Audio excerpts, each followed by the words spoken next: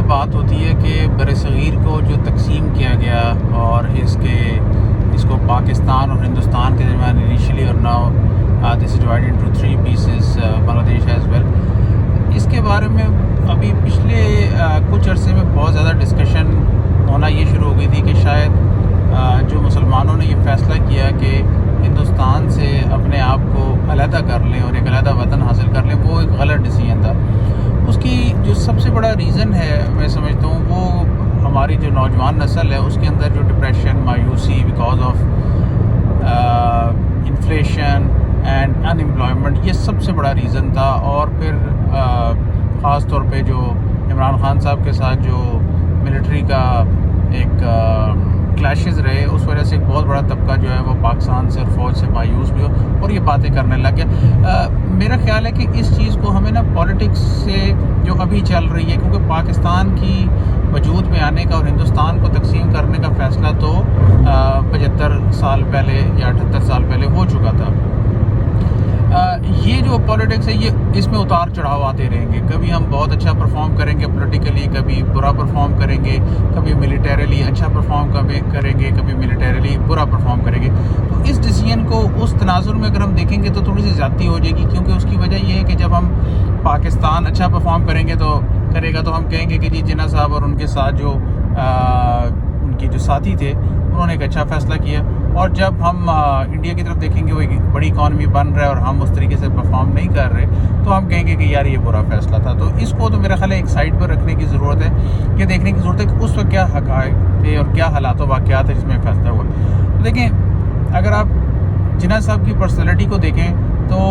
میں یہ کہوں گا کہ ہندوستان کے اندر مسلمانوں کو لیڈ کرنے کے حوالے سے 2 بڑی پرسنالٹیز تھیں. ایک محمد علی جناح صاحب اور دوسرے مولانا ابوالکلام آزاد صاحب. یہ دونوں لوگ تھے. اچھا، بڑا سرپرائزنگلی اگر آپ دیکھیں تو محمد علی جناح جو تھے وہ شروع سے ہی ہندو مسلم اتحاد کے بہت بڑے حامی تھے اور وہ کبھی بھی ہندوستان کو تقسیم کرنے کے حق میں نہیں تھے، اور وہ بہت بڑے ایمبیسڈر تھے اس چیز کے، اور ان کی بڑی پذیرائی بھی تھی. خاص طور پہ کانگریس کے حلقوں میں بڑا زبردست انہوں نے کام کیا. آن دا ادر ہینڈ اس ٹائم کے اوپر مولانا ابوالکلام آزاد جو ہے وہ ان کا یہ خیال تھا کہ اسلامیت کی طرف وہ جانے کی بات کرتے تھے کہ ایک کامن جو ہے وہ اسلامک آئیڈیالوجی ہونی چاہیے، یا جس طریقے سے اس وقت خلافت کا ایک ماڈل چل رہا تھا جس میں ترکی جو تھا وہ وہاں پر خلافت عثمانیہ میں اوائل جو ہے 20ویں صدی کے اس دور کی بات کر رہا ہوں. ظاہری بات ہے کہ وہ جو دوسری دہائی تھی 20ویں صدی کی، اس میں تو پھر خلافت عثمانیہ جو ہے وہ ٹوٹ گئی اور وہ ختم ہو گئی. تو اس وقت یہ ان دونوں کے جو خیالات ہیں بہت ہی حیرت انگیز طور کے اوپر یہ دونوں شخصیات آپ یہ کہہ سکتے ہیں کہ انہوں نے یو ٹرن لیا، یا آپ یو ٹرن کو اگر مناسب لفظ تصور نہیں کرتے کرنٹ پولیٹیکل سینیریو میں تو پھر آپ یہ دیکھیں کہ انہوں نے جو اپنا انالیسس کیا تھا تقابلی جائزہ لینے کے بعد، انہوں نے اپنے انیشل سٹانس کو چینج کیا اور پھر دوسرے سٹانس کے اوپر آئے جو بالکل ایبسولوٹلی ٹرن تھا. محمد علی جناح جو تھے وہ ہندوستان کو متحد رکھنے کے حامی سے ہندوستان کو تقسیم کرنے کی اس قدر شدت آ گئی ان کے اندر کہ وہ ایگری ہو چکے تھے، اور ان کو اس چیز کا 100% ان کو ایشورنس تھی کہ مسلمان اور ہندو ایک طور پہ نہیں رہ سکتی. 2 قومی نظریہ وجود میں آیا، 2 علیحدہ قومیں ہیں، ان کا کھانا پینا، رہن سہن، شادی بیاہ، ہر چیز یہ اکٹھی نہیں رہ سکتی. آن the other hand Maulana Abul Kalam Azad جو وہ ایک اسلامیت کا ایک ماڈل لے کے چل رہے تھے اور پوری کولیکٹیو مسلم امہ کا، وہاں سے وہ پھر ہندوستان کی وطنیت کے اوپر آ گئے کہ ہندوستان جو ہے وہ ایک وطن ہے اور ہندوستان کو انٹیگریٹی کو مینٹین کرنا از حد ضروری، اور مسلمان جو ہے وہ ان کو ایک ہی کامن انڈیا کے اندر رہنا چاہیے، اور وہ تو بہت ہی زیادہ خلاف ہو گئے. تو یہ محرکات تھے. اس میں اگر آپ یہ دیکھیں تو شاید دونوں اپنی اپنی جگہ پہ ٹھیک تھے، لیکن ہسٹوریکلی اگر آپ یہ دیکھیں تو مسلمان اور ہندو ہمیشہ اکٹھے رہے ہیں، ایسی کوئی بات نہیں ہے. بلکہ کئی دفعہ ایسا ہوا کہ ہندو راجے مہاراجوں کی جو فوجیں تھیں ان کا جو جرنیل تھا وہ مسلمان ہوتا تھا، اور مسلمان جو اگر کوئی تھا بادشاہ تھا تو اس کی فوجوں کا جو سپہ سالار ہے وہ ہندو ہوتا تھا. جیسے اکبر کا جو سپہ سالار تھا وہ جنرل مان سنگھ تھا جو کہ انتہائی مشہور جنرل رہا ہے. تو یہ تو ہمیشہ رہا ہے. لیکن پرابلم کہاں پر آیا دوستو؟ پرابلم آیا جب انگریز داخل ہوا. انگریز نے چونکہ وہ ایک ابھرتی ہوئی اکانومی تھی، پوری دنیا پہ رول کر رہا تھا اس وقت، جس وقت ہندوستان بر صغیر میں آیا. وہ امریکہ تک پہنچ چکا تھا، خلافت عثمانیہ کو تہ بالا کرنے کی پوزیشن تھا، اس کو ویک کر چکا تھا، پوری دنیا میں اس کی حکومت تھی. تو وہ ظاہر بات ایک چالاک اور آگے کی اس کی ماڈرن سوچ تھی. اس نے یہاں کی فالٹ لائنز کو تلاش کیا، اس کو فالٹ لائن نظر آئی کہ ڈیوائڈ اینڈ رول. تو انہوں نے ڈیوائڈ اینڈ رول کی پالیسی پہ چلا، اور ان دونوں کے درمیان انہوں نے خلیجیں جو تھیں اور فالٹ لائنز تو تھیں، ظاہری بات ہے کہ اس میں کو پیسفل کو ایگزسٹنس کے لیے سب سے امپورٹنٹ چیز کیا ہوتی ہے کہ آپ فالٹ لائنز کو اگنور کریں اور آپ بڑا دل کر کے آگے چلیں.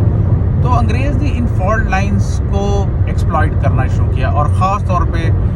جب اس کا مکمل طور پہ ہندوستان کے اندر قبضہ ہو گیا، پورے مکمل ہندوستان پہ. تو خیر اس کے اگر ہم بات کرتے ہیں تو جنوبی ہندوستان کے اندر اور اس کے علاوہ جو مغربی ہندوستان ہے، مشرقی ہندوستان جو ہے، یہاں پر تو وہ پہلے ہی اپنے قدم جما چکا تھا. لیکن اصل میں مہاراجہ رنجیت سنگھ کے 1840 میں انتقال کے بعد، اور پھر اس کے بعد دھیرے دھیرے پنجاب پہ چونکہ ان کا پھر بعد میں جو اس کی آنے والی اولاد ہے اس کا گرفت کمزور ہوتی گئی، اور پھر آخری جھٹکا 1857 کی جو جنگ آزادی تھی اس کے بعد تو انگریز کے پاس کھلا فری ہینڈ تھا، اور وہ جیسے مرضی چاہے وہ یہاں کے چیزوں کو ایکسپلائٹ کر. تو 1857 سے لے کے انہوں نے جو بیج بوئے نفرت کے، اس نے بڑا زبردست اپنا اثر کیا. اور یہاں تک کہ 20ویں صدی کا آغاز ہے، اس وقت تک ان کی جو 50 سالہ محنت تھی وہ تقریباً رنگ لا چکی تھی. مسلمانوں میں بھی آپ دیکھیں کہ انہوں نے تقسیم پیدا کی، بریلوی اور دیوبند کی تقسیم پیدا کر دی. بیچ میں انہوں نے احمدیوں کا فتنہ بھی اس دوران لا کے کھڑا کر دیا. اور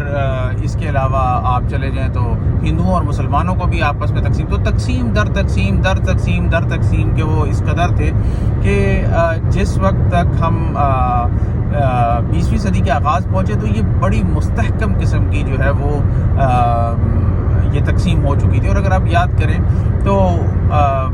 ایک ہندو رائٹر تھا راجپال، جس نے نعوذ باللہ نبی صلی اللہ علیہ وسلم کی شان میں گستاخی کی کتاب بھی لکھی، جس کو پھر علم الدین شہید نے اس کو اسیسینیٹ کیا. تو یہ اس طرح کے واقعات بھی بہت زیادہ ہونا شروع ہو گئے تھے. تو اس وجہ سے یہ اس قدر زیادہ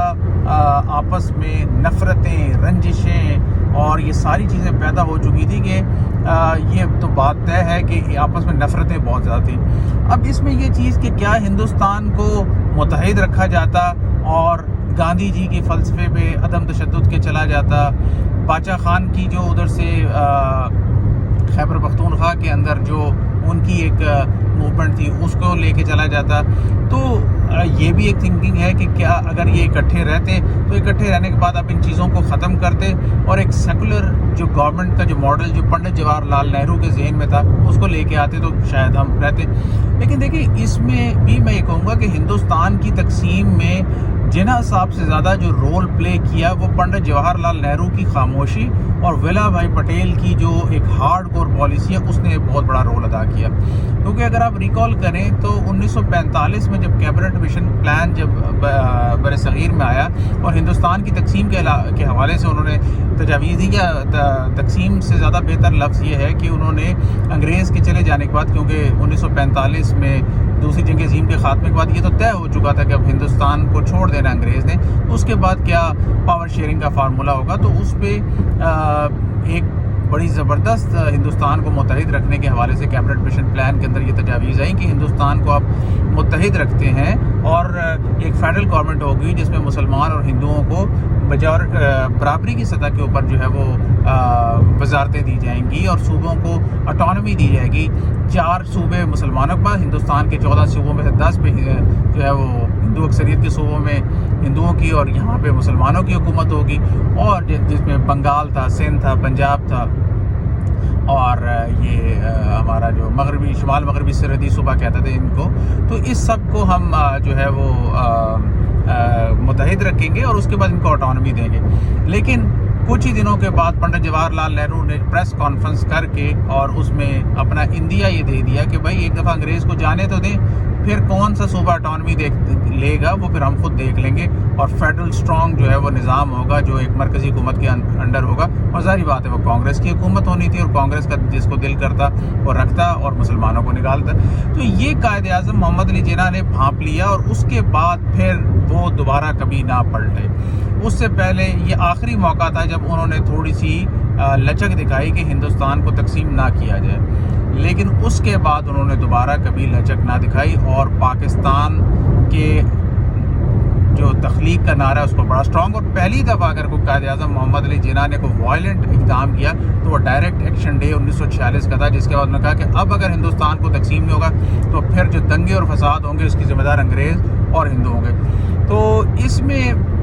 میرا یہ خیال ہے کہ جو سب سے زیادہ رول جو ہے وہ پنڈت جواہر لال نہرو کی خاموشی، وہ جس طریقے سے ان کو اس چیز کو ٹیکل کر دیا تھا، رادر انہوں نے اور اس میں سب سے امپورٹنٹ ولبھ بھائی پٹیل کی جو ایک سخت گیر پالیسی تھی، جس میں وہ کسی صورت میں بھی مسلمانوں کے ساتھ رہنے کے لیے تیار نہیں تھے اور ان سے علیحدہ ہونا چاہتے تھے، تو یہ دو حضرات نے مین رول کیا۔ حالانکہ گاندھی جی